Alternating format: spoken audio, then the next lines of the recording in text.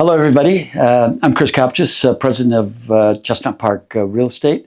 And today I'm happily going to bring you a report on the resale market for September. And I say happily because September was the first month since May when we've had a month-over-month improvement in the number of recorded sales. So that's really good news for a market that has been struggling for the last few months. Total number of sales that came in were 4,996. It's about an 8.5% improvement compared to September of 2023. So that's the good news. But that positive news in and of itself is slightly deceptive. And I'll tell you why.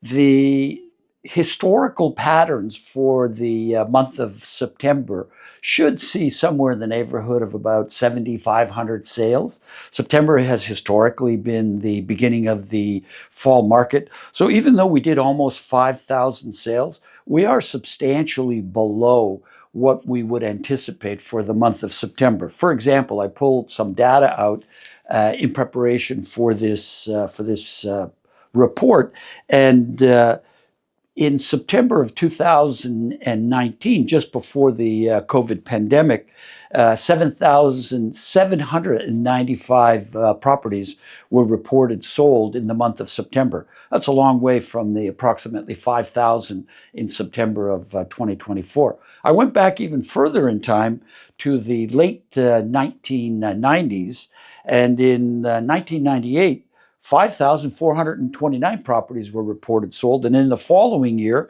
1999, 5,897 properties were reported sold. So you compare the slightly under 5,000 properties for September of this year compared to the numbers that the market would throw off in the past, it is historically low. What makes it even more historically low is those numbers that I just mentioned from 1998 and 1999. They were achieved at a time when the population of the Greater Toronto region was substantially lower than what it is today. So here we have the numbers that September produced, and yet we have a whole lot more people that are in the marketplace looking for a place to live. Clearly a real disconnect. And there are other disconnects in the market as well. Interestingly enough, freehold, detached and semi-detached properties are still holding their value and doing relatively well. Look at these numbers. Detached properties all sold on average in the city of Toronto for $1,685,000 in the month of September. Not only did they sell for that fairly lofty number, they more or less all sold for 100% of their asking price and in only 21 days. That's a lot faster than the overall market, but there's a reason for that, which I'll get to in a moment. If we look at semi-detached properties, they sold for approximately 1.3 million. They sold in only 17 days and for 104% of their asking price. Clearly, those numbers on their own, without relation to the total number of sales, would indicate a market that was really, really hot, really on fire. Unfortunately, we have the condominium apartment sector, and that sector is the weakest sector in the marketplace and is not doing well at all. As you can see from the screen behind me, you'll see the overall market results year over year, and you'll see that there's a substantial number of new listings that came to market in September and a substantial number of overall listings, over 25,000, that have built up the inventory as we head into October. The bulk of that inventory are condominium apartments. Almost 9,000 of those properties are condominium apartments. That represents almost 35% of the total number of properties available to buyers out there. Unfortunately, they're not selling. And there's many reasons why they're not selling. Primarily because of the size of the units. Buyers, even though they may be the most accessible from a price point, are now beginning to reject what they're being called kind of matchbox apartments. Relatively small. I did a little bit of research before this presentation, and what we see is that within the last decade, condominium apartments have shrunk in size from approximately 1,100 square feet to now down to about 700 square feet. 700 square feet, if you're looking at that space for the purposes of having a family, it is just a little too small for people. And now that the costs have risen as high as they have, a lot of what would be first-time buyers are rejecting condominium apartments as their first purchase. I mean, still sales are taking place, but they're not taking place at anywhere near the pace that they were taking place through the pandemic and even leading up to the pandemic. So we have this fractured marketplace where ground level accommodation, detached, semi-detached properties, townhouses, they seem to be selling fairly well and keeping their lofty prices. That is not the case for condominium apartments. Their average sale price is coming down. For example, in the city of Toronto, average sale price was down to $707,000. And if we went in the 905, down to $633,000. So even with those lower prices, there hasn't been a take-up for the reasons that I mentioned, primarily size of the units, by buyers for those properties. Now, there's other good news on the horizon as well that I think is going to further stimulate the market that is coming out of its slumber, as we saw in September, and that is changes at the federal level. In the month of October, the Bank of Canada is going to be meeting once again to determine what its benchmark rate is going to be. And generally, economists are taking the position that the bank rate is going to come down minimally by 0.25%, but potentially by 0.5%.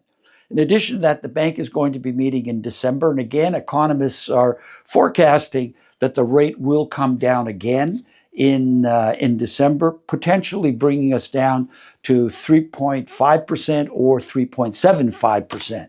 That will have a stimulating impact on the marketplace because more people will be able to afford to get into the marketplace, particularly qualifying for mortgages and then, of course, meeting their borrowing costs. But in late September, at the federal level, there was a further announcement that is going to stimulate the market as we move towards the end of the year. And that is the announcement that relates to high ratio loans. The announcement basically provides first-time buyers can now purchase properties and get 30-year amortization periods on their mortgages, and the cap on insured loans is going from $1 million, which it is today, up to $1.5 million.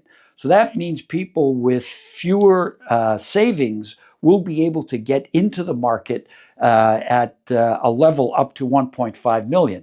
And since the average sale price in Toronto and the Greater Toronto area in the month of September was $1,107,000, that speaks to the need to be able to get into the market over the $1 million mark when that's your average price. Granted, that price reflects the condominium sales, which, as I mentioned, are substantially lower than the rest of the market. But having said that, this stimulus will really have an impact on the market. There is potentially a negative side to that, in that with more people in the market now being able to compete for properties in the price point up to $1.5 million with less of a down payment than they currently require, that's just going to drive prices up higher.